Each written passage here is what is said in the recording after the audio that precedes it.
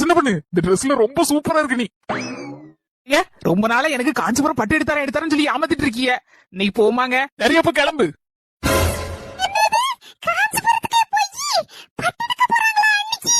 இன்னைக்கு வீட்டுல சமைக்கலாம் வேண்டாம், அப்படியே போற வழியில சாப்பிட்டுட்டு அப்படியே போய் பட்டு எடுத்து வந்துடலாம்.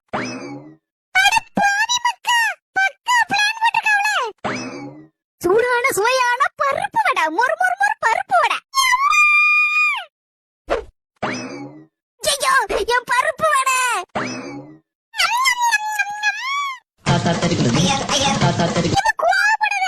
பருப்பு வடை எனக்கு கொடுத்து வச்சிருக்கு. அதுக்காண்டி நான் என்ன பண்ண முடியும்? தன்னால வாயில வந்து விழுந்துச்சு, ஒரே தூக்கி போட முடியும். அதான் தின்னேன். ஏம்மா, முக்கியமான விஷயம், அண்ணி அண்ணனும் அன்னைக்கு காஞ்சிபுரத்துல போய் பட்டு எடுக்க போறாங்களாம். போற வழியில ஹோட்டல்ல நல்ல சாப்பாடு சாப்பிட்டு பட்டு எடுக்க போறோம்னு ஐடியா போட்டுருக்காமா. நெட்டி மக்கா சொல்லுதே. ஆமாம்மா, அண்ணி அண்ணன் பேசிட்டு இருந்ததே நான் ஒட்டு கேட்டேம்மா.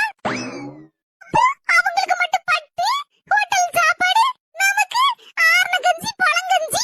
நம்ம ரெண்டு பேரும் வீட்ல கிடந்து உருண்டிட்டு கிடக்குறோம். இது என்ன நியாயம்? ஒண்ணு போகப்படாத அண்ணியே. எவனும் கிளம்பிட்டாங்க ஐயா. அம்மா, நான் எதுக்குமா இருக்கேன் அம்மாவா? அம்மா, படபடன்னு பாடுமா. நீ படுக்கணுமா? மட்டும் ஒரு மாதிரி மூஞ்ச வச்சுக்கிட்டு பாடு. அதுக்கப்புறம் என்ன ஆகுதுன்னு மட்டும் பாரு. பாடுமா, அண்ணி வர சத்தம் கேக்கு. இதுல ஒண்ணும் பிரச்சனை வராத. அம்மா, நான்லாம் பிரச்சனைக்கு அர்ச்சனை பண்ணக்கூடிய ஆளு. எங்க கிட்ட வா, படிச்சுக்கிறோம்.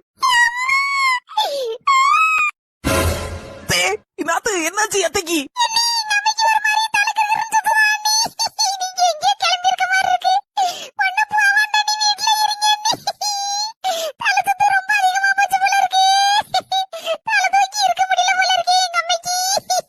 அலசுத்து தானே, நானும் என்னவோ ஏதோன்னு பயந்துட்டேன். மயங்கி எங்க கீழே விழுந்துட்டாவலான்னு.